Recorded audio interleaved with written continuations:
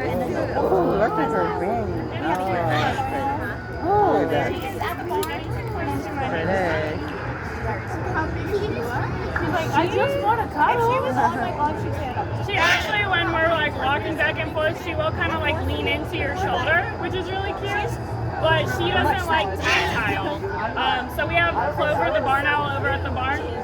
She can do an interaction with not a lot of food as long as you're scratching her head. And Nara doesn't really like that. I have in the past, not here.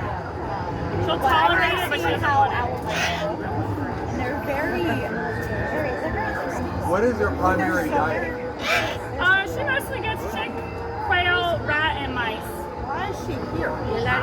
So she was born in, or she was hatched, sorry, in the National Aviary up in Pittsburgh. So they have a program where they hatch birds for to be animal ambassadors. So she was born, they had too many, they were looking to rehome. We were in the market or whatever for another owl, so she came to live here. So she was born and raised to do this kind of thing. So they don't poop? She does.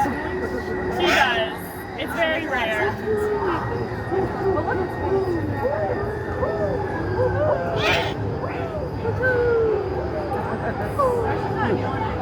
She's like stairs right in.